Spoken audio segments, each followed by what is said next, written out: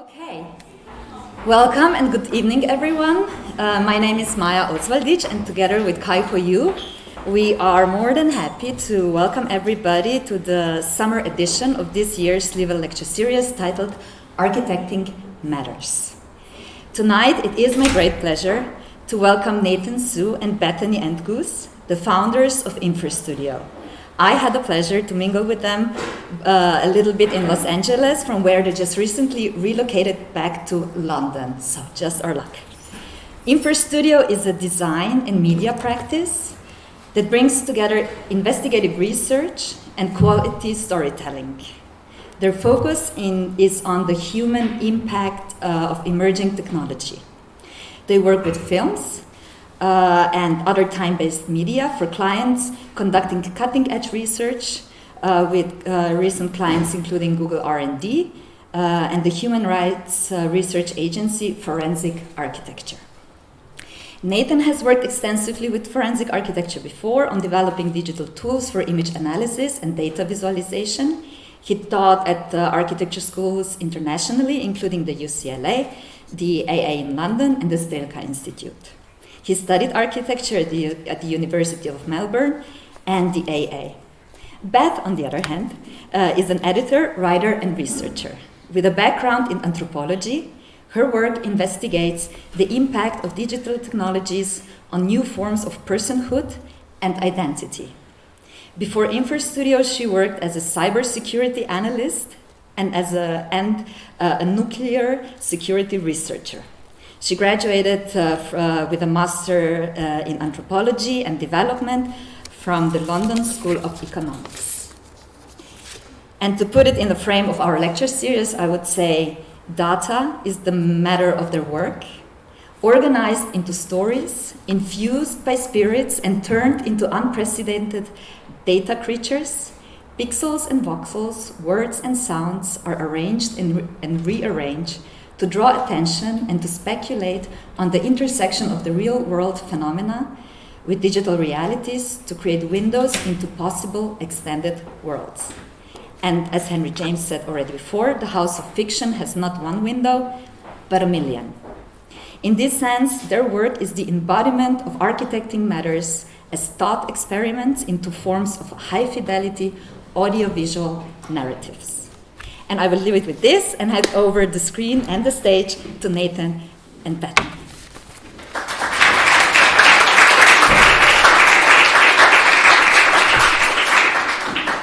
Thank you so much, Maya. I think you should write our presentations for us. Yeah, I give up. Just over to you. Very beautiful. Great. Could we dim the lights? Is that possible? Amazing. So hello everyone, and thank you so much for having us here with you. We're really excited and humbled to have the opportunity to share our work and time with you all. So I'm Nathan and... I'm Bethany. And we work together through Infernstudio, which is this design studio focused on world building, speculative futures and data visualization. And our practice, like many I'm sure, started as a casual background project while we were working other jobs after graduating.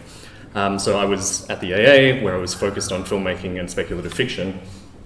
And as Maya said, I studied anthropology and political science, and my research took me into strange societies and economies of virtual worlds. And I was really drawn to new forms of socialization, trade, negotiation, and personhood that were emerging in lives that we were increasingly living both on the screen and off in the physical world. So our practice emerged over a couple of collaborations with speculative short films and university projects that we'll show a little later on. But since 2017, we've been experimenting with ways for our skill sets to contribute to a society that we feel is really becoming driven by images. From the advertising on your grocery packaging, to those that we watch live streaming, to the heroes of film and TV, to your curated social media self, to the scientific charts predicting outbreaks, political races, and climate catastrophe.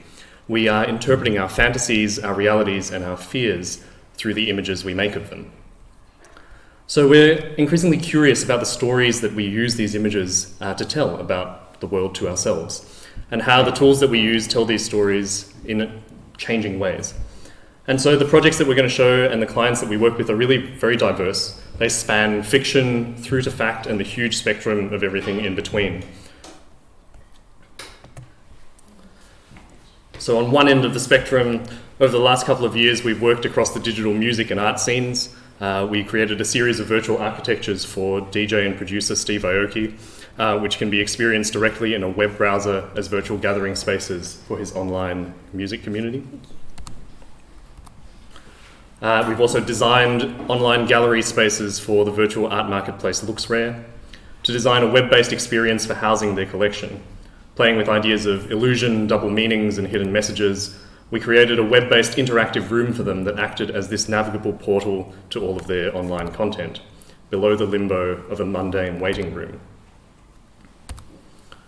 So we're finding that clients are expecting sort of these genres of time-based media to become increasingly fluid, with audiences both accepting and expecting short-form storytelling to blend between experiences of gameplay, traditional web browsing, film, and social media. Storage, search, and retrieval in virtual environments offer an opportunity to find alternatives to search bars and hyperlinks when it comes to contextualizing digital information. And the emerging acceptance of a spatial internet may give us cause to rethink ideas of genius loci, where digital information can be made more rich in meaning and affect by the environment it occupies. But using virtual space to connect fragmented artifacts and organize information about our world is also something we do not within the entertainment industry, but also with NGOs and university researchers. So we work with public advocacy groups to create filmic and interactive methods for visualizing complex data, like we did with forensic architecture in a project we'll show you coming up. And mapping long histories of embedded injustices, as in our collaboration with the UCLA Anthropology Department, which was looking at systemic racism in the US. And navigating vast collections of specialized research, as we most recently did with the Italian architecture office Unless for their publication of Antarctic research. So we'll be sharing all of these in more detail as we go on, but just to frame that sort of our work is divided between sort of the speculative, the fictional, and the sort of fact-based data visualizations. So alongside our commissioned work, we also produce independent projects, short films, visual essays, and artworks. And our independent projects are frequently works of speculative fiction that tackle topics like extended reality, technologies, identity and personhood, and Earth's fragile landscapes. And for us, we use speculative fiction not to predict the future, but to exaggerate the present, because we believe that the social, environmental, and cultural issues that surround us today are evolving so quickly and becoming so strange that it can often be hard to see these, even as we're living them.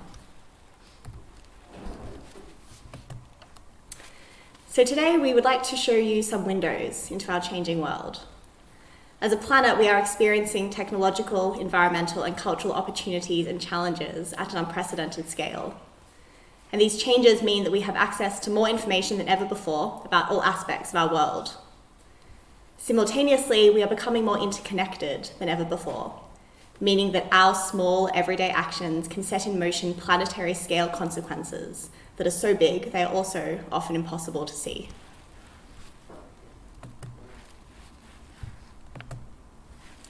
So the first project that we'd like to show you today is a short glimpse into an exaggeration of the massive supply chains that are triggered by our everyday habits. In 2020, we were invited to make a short animation on the theme of new odysseys for a media festival in Melbourne called Pausefest. For us, today's most extreme odysseys are not taken by humans or by any other creature on Earth, but by vast quantities of stuff that are shipped across oceans and continents to satisfy our most everyday desires.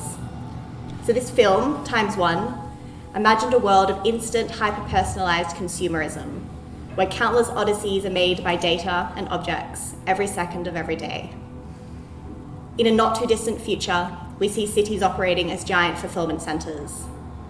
Every object, every person, every item of produce, every behavior is sensed, counted, sorted and managed by a global network of sensors and factories. When the world travels to you no longer need to travel. And so the once urban surface of the Earth slowly returns to a state of wilderness as cities shrink into silos. Our towering homes become theatres from which we consume the world from afar. And as our physical footprints on Earth become overgrown and disappear, ideas of source and local become things of myth.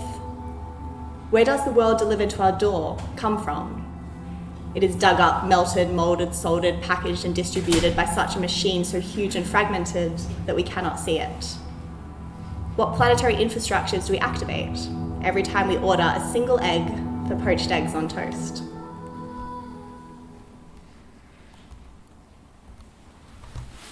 So with just under a month to produce the piece and under 2 minutes to deliver a piece of commentary, we conceptualised the short as this bounce between extreme scales.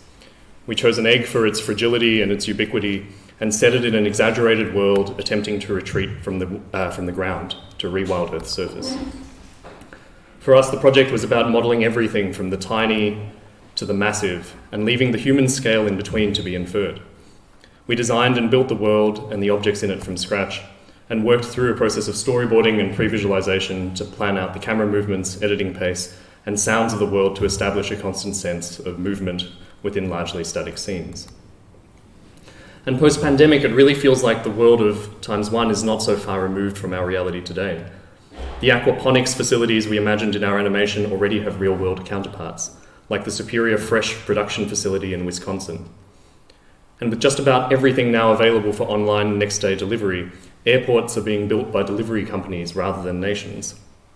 And the food distribution for the Ocado supermarket chain in England is literally being handled by a network of machines that the company has dubbed the hive mind.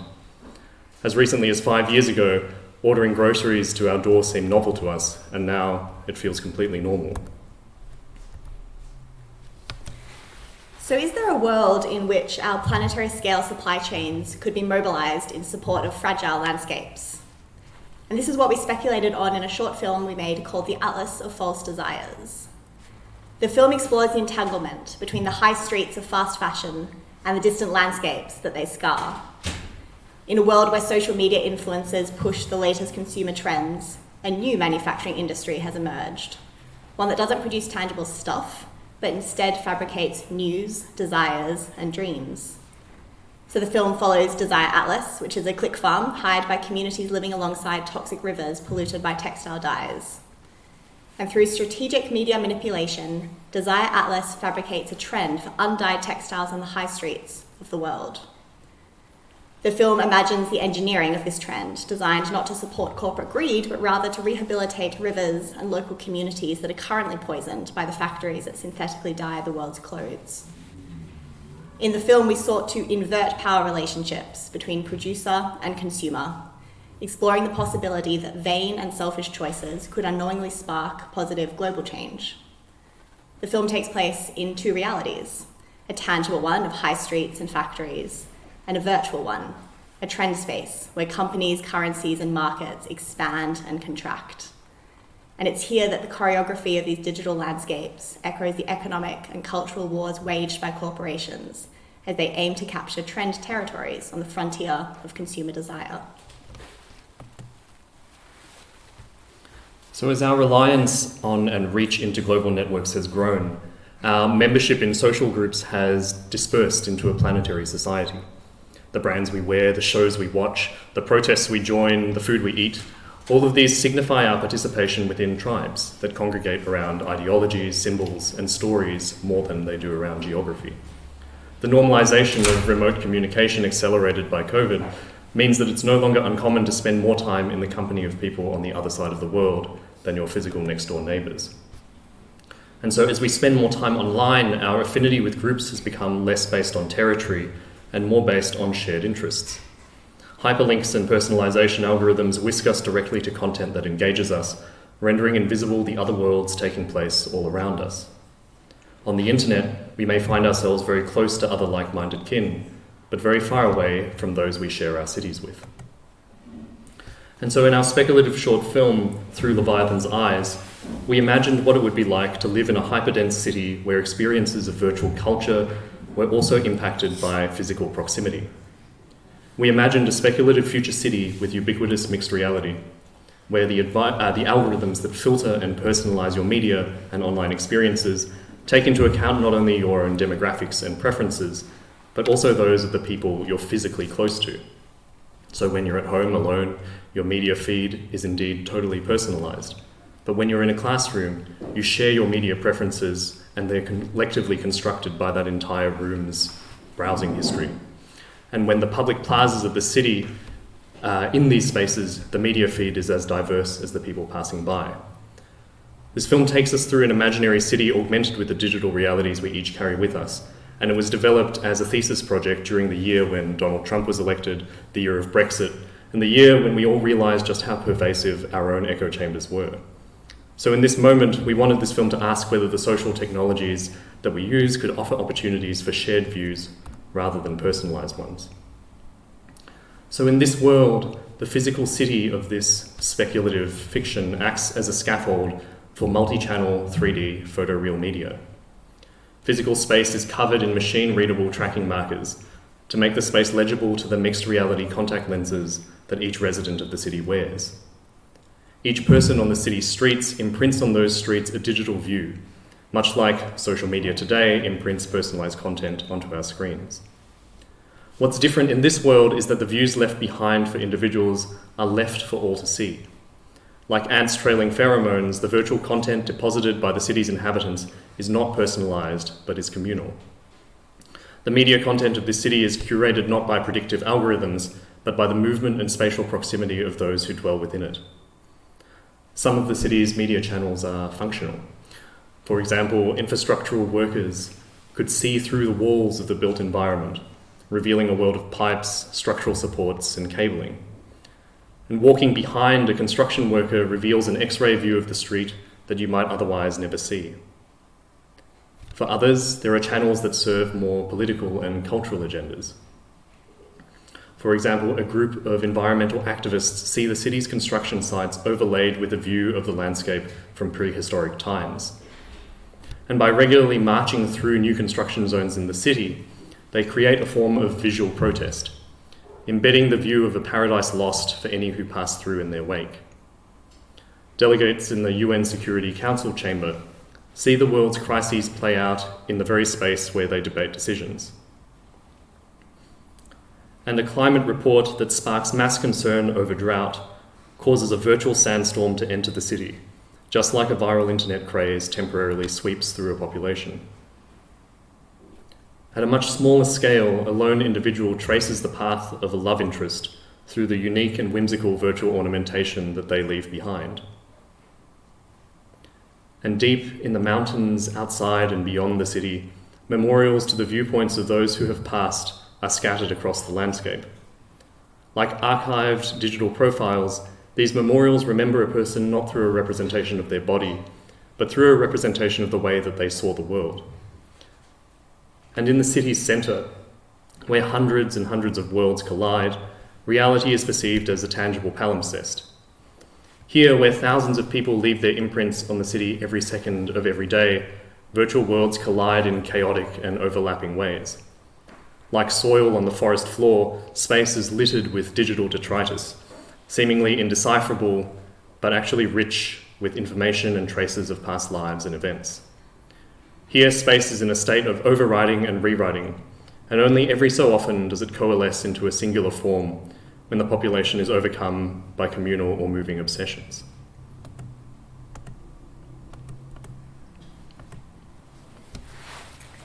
So we envisage that we are on a trajectory where soon we will no longer differentiate between virtual and physical realities. Instead, these two modes of navigating the world will become increasingly entangled until our daily experience of reality is constantly extended and mediated. In this world, there will be no more screens. To gain information about our world, instead of looking away through our physical reality through an alternate window, we will instead look directly at the world around us. When our entire environment is our interface, the objects, landscapes, and streets that we walk could speak to us directly. A very real world of the unseen already exists as the background operating system of our daily life.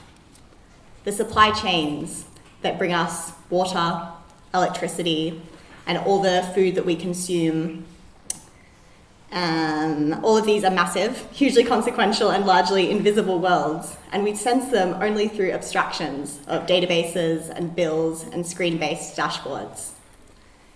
But in a future of ubiquitous extended reality, we could peer directly into the unseen layers of our world. Our objects and our environments would become augmented storytellers. A sandwich could tell us how old it was and where its ingredients come from.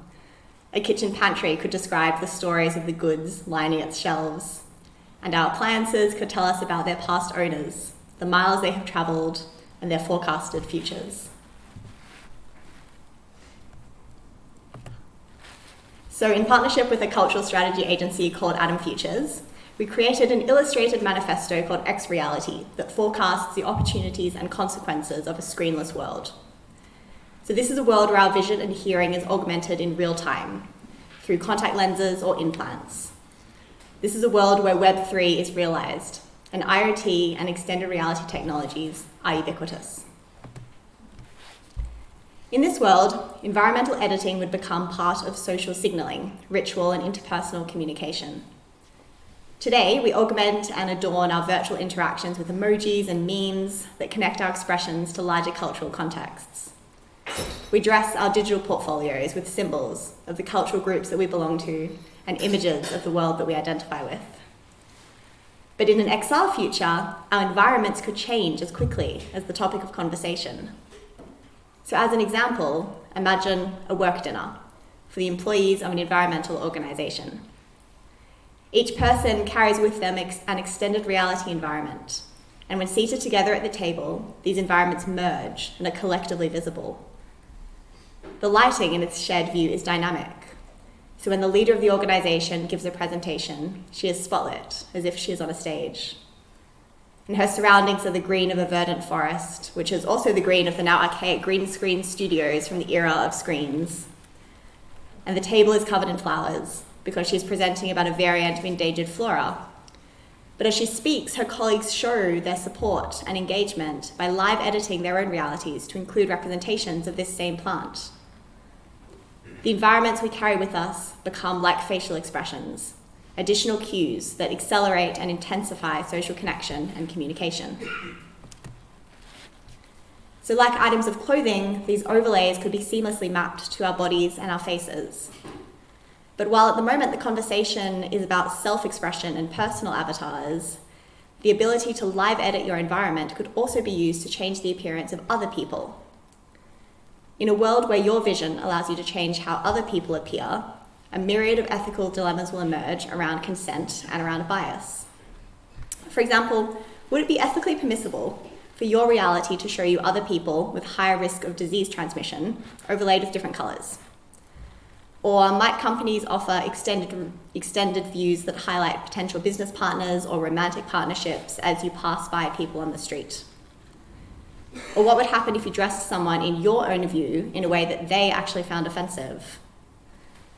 Consent and privacy in an extended reality world is something that we think we should think about now, before this technology bakes in conventions that we're not yet aware of. And how could visualizing invisible realities impact our most mundane, everyday behaviors? We imagined an environmentally conscious person who has set their extended reality view to show as clouds of pink smoke the carbon emissions generated by running their appliances. Could these abilities to see more of the real-time consequences of our actions equip us to make better financial, ecological, and social decisions? These technologies could also be used to entangle remote environments.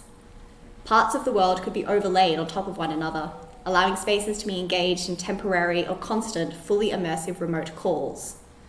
So if two households were living on opposite sides of the world and entangled their physical spaces, then if one home is inundated with water during a flood, a corresponding digital flood could fill the home of their distant friends or family, giving instant feedback into the happenings of other places.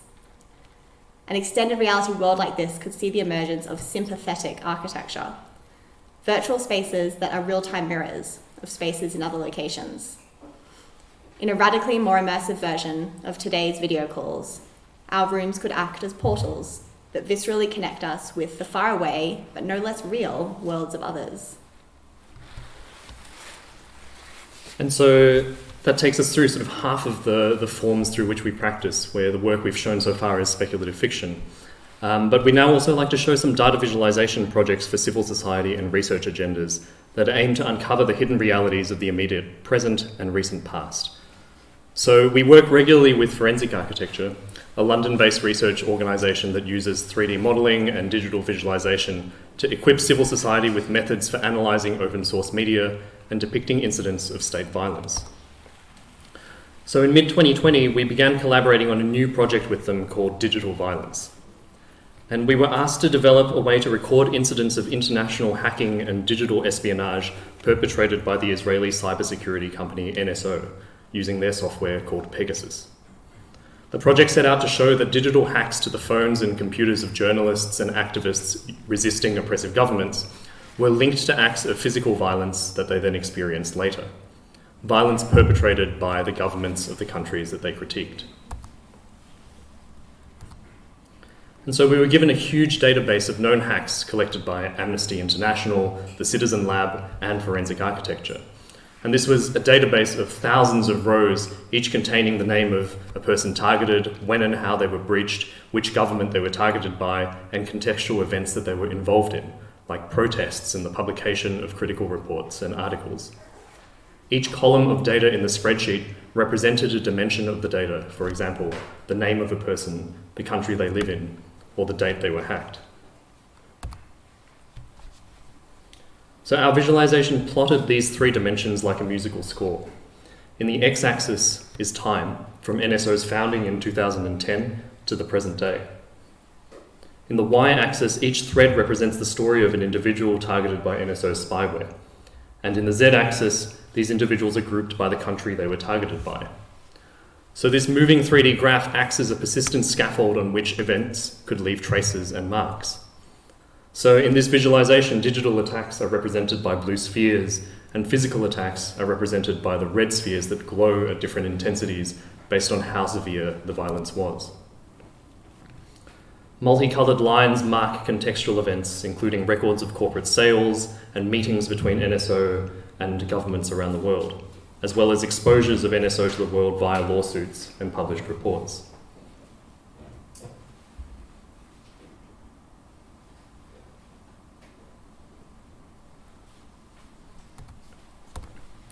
So this visualization was prototyped to then exist as a navigable platform online. So you can now visit this as a web page, and it's intended as a research tool where users can click on these individual marks to understand how and when targeting has occurred. However, since the platform itself is quite visually complex, we also created a series of short films that pick out individual threads and stories, threads that were then narrated by the interviews with those people who were targeted themselves. And so the platform offers over 1,000 data points that record reported infections of phones using Pegasus. However, it's likely that many more undocumented hacks have occurred in the dark spaces between the points that we've so far spotted. So the fact that this platform is an interactive online space entangled with a database means that as new data is discovered and recorded, the visualization updates accordingly. And this was a series of films produced with FA and documentary filmmaker Laura Poitras, with narration from Edward Snowden, and this soundscape that you hear conceived by Brian Eno. Another recent data visualization project came out of a collaboration with the UCLA Anthropology Department, who are collecting a huge document of legal evidence and case studies investigating the continuing legacy of systemic racism in the United States. This research was organized into three themes: unfreedom and incarceration, unequal access to healthcare, and prejudice in housing policy. So we were asked to develop a series of short filmic presentations to better engage the public with real statistics and the consequences of historic legal decisions. For us, the biggest challenge of this project was that the information we were presenting was incredibly wide in scope, and it was somewhat fragmented and predominantly text or spreadsheet based.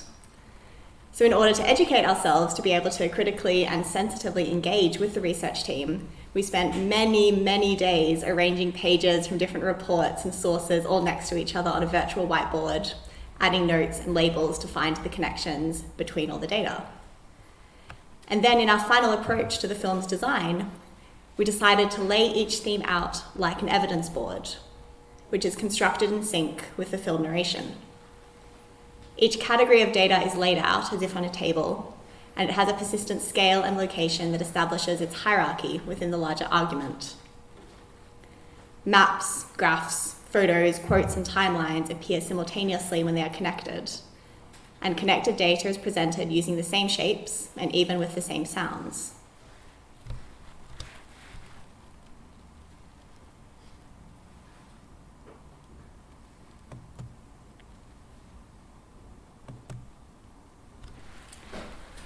Just as different editing techniques in traditional film can establish the passage of time through a jump cut or the connection of thematics through a match cut, for us in these films, the actions of panning, zooming, and scrolling whilst maintaining a single long take became a way to organize the size, relevance, and context for each idea.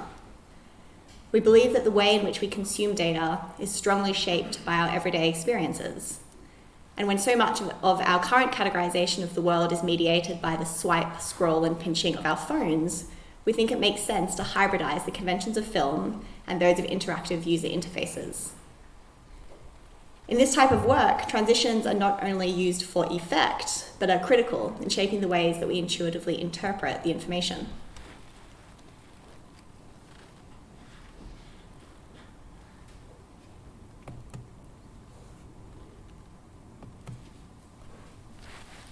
However, one of the visualizations that we worked on was certainly most powerful as a standalone static piece. So this is a map of all the documented killings by police in the United States between 2013 to 2020. The map and the associated graphs below are color-coded based on the race of the person killed.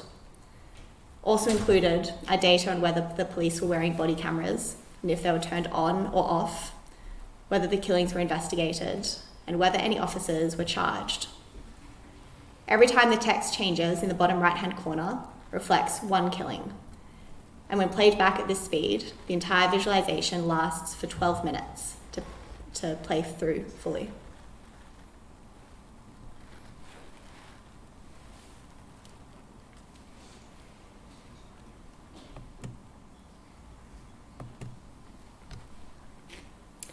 Earlier this month, we also completed a project with the research and design agency Unless to publish online their 1,000-page book of research about Antarctica. We designed an open access online platform to house their essays, photographs, maps, and drawings. And when changing format from a printed book to an interactive site, we considered what opportunities the online format really offered to enhance a reader's experience.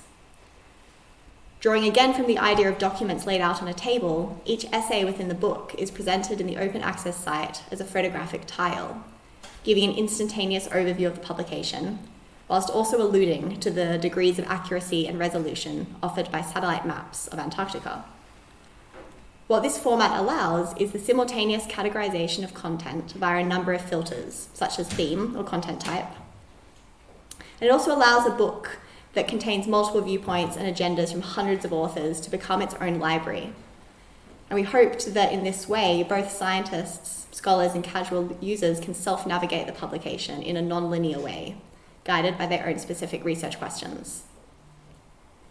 The site then also allows readers to download specific essays as independent articles, and when viewing each contribution, the tiles are condensed into a mini index, which can still be filtered by the same parameters as in the main map window.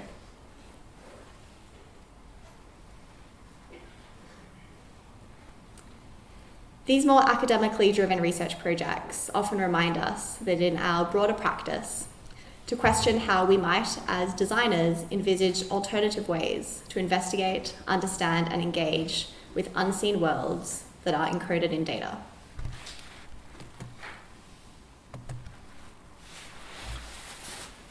And so we'll finish by sharing a few experimental projects that emphasize dwelling with data in a more emotionally driven and ritualistic way. And for us, these are prototype projects. They're early tests of work that we intend to develop into larger and more robust methods later on. So for the Barcelona Architecture Festival last year, we displayed an augmented reality installation called The Auguries. And The Auguries asked how people might better engage and empathize with climate data about our natural world. In ancient Rome, an augur was a religious official who interpreted signs from invisible realms of the gods. They would look to the behavior of birds to foretell the gods' wills and ways. and now the term has evolved to mean a sign of things to come. Our project designed a digital creature, somewhere between a giant flower or coral that would attach itself to prominent public sites in major cities, in this case at the Plaza Urquinaona in Barcelona. Its surface colour, movements and form were connected to global climate data. Akin to a public clock in a town square, we think that new forms of sensing and reading our world may first occur as one-off singular public installations. But over time, just as clocks found their way into our homes and eventually into everyone's pockets, we might come to form more everyday connections with totemic representations of the datasets we wish to monitor. Potentially, over years of dwelling with digital organisms like this, we may come to read their expressions like we read faces, or like we read the changing colours of leaves as a sign of the changing seasons. So the model that we displayed in Barcelona was a prototype of one such data creature, and we used a historical data set. We linked different components of the creature's form to 4 indicators of climate change that have been tracked since 1880. Atmospheric carbon dioxide levels, global ocean surface temperature, global land surface temperature, and global mean sea level change. So played back at speed, the creature seems to have an organic pulse that feels kind of repetitive. And as our creature fluctuates, its generative data causes it to behave in this predictable way, until around the 2000s, where increases in temperature and sea level change are so sudden and dramatic that the model starts to break apart.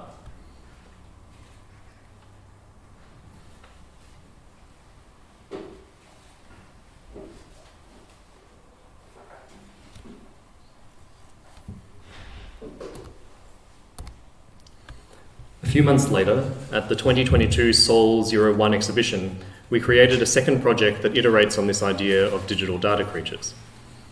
This project responds to public real-time data on particulate matter and chemical pollutants in urban air currents, with growing geopolitical and environmental concerns rising in South Korea around levels of ultrafine dust within populated areas. So Seoul is now one of the most networked and digitally sensed cities in the world, with real-time IoT sensors capturing and publishing to the public live data on environmental and urban phenomena.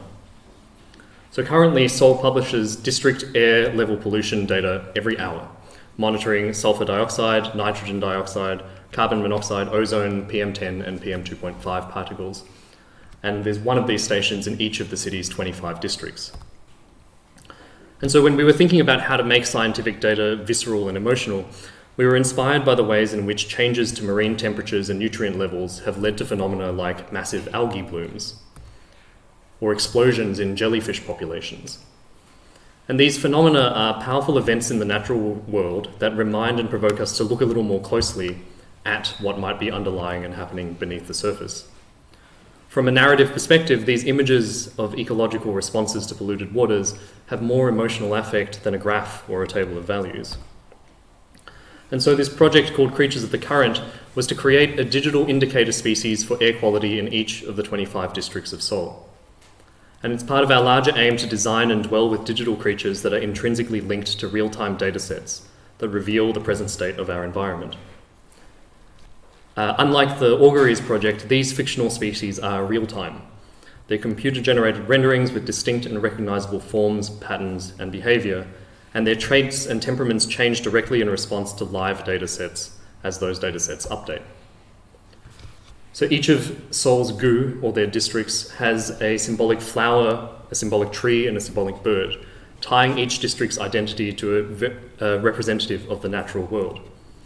And in the spirit of this system of symbolic associations, we imagine that each district would have a virtual air creature whose behaviours and visual expression is driven by live sensor data on air quality. So the installation is a virtual window that looks into these creatures. And over time, just like with jellyfish blooms, we might come to associate certain patterns and behaviours as indicating positive or negative atmospheric conditions. So as sulfur dioxide levels increase, our creature's body contracts and spasms.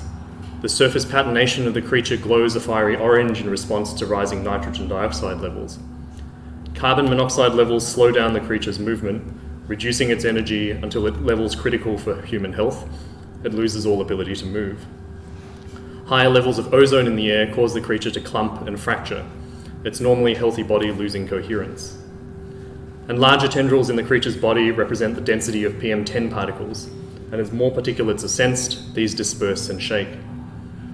And high levels of ultrafine PM2.5 particles in the air result in the fine tendrils of the creature dispersing, causing it to take on a more cloud-like appearance. So at any given moment, the creature's body is always responding to a complex interplay of each of these variables. And since it's based on real-time data, the piece never repeats during the entirety of its existence. So creatures of the current cycles through windows into each district's creature. And when this was installed for the exhibition in Seoul, we spent 2 minutes and 24 seconds with each one every hour. Each hour, the data dynamically updates based on new readings from the Seoul Air Pollution Measuring Network. And the relational value of a creature like this comes in spending long periods of time with it. In its healthy state, it keeps a relatively consistent sea jelly-like appearance. And we speculated that over long periods of time, we could come to recognize its behavior as indicating sickness, as on anomalous days, the creature's divergence from its familiar form would be a more evocative alarm than a weather alert. So what if, in the near future, we all lived with versions of these creatures in our own homes? Like houseplants, might the creatures we dwell with give us insights into the non-human ways of sensing the world? What if we had a whole society or ecosystem of creatures connected to different data sets? As the generation that is rapidly coming to terms with the colossal scale of anthropogenic climate change, we currently lack shared rituals, symbols, and technologies for engaging directly with the abundance of data that are currently telling our story and the story of our planet in real time. It's our hope that one day, just as we form emotional bonds with the health of our houseplants or our pets, or the wild creatures of our immediate neighbourhoods, we might one day be able to form real-time kinship relations with larger environmental phenomena.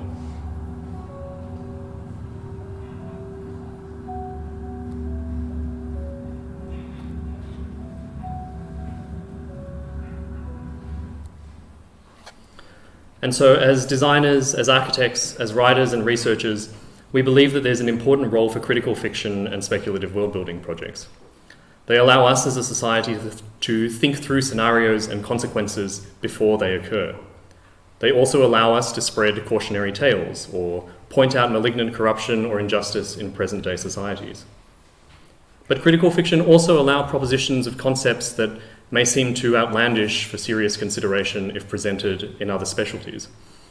So for us, we try to strike this balance between creative and analytical projects, between responding to our present and immediate past and narrating possible futures. So we're going to leave it there, and we greatly appreciate the time and opportunity to share some of our work with you today, and we're really looking forward to the Q&A.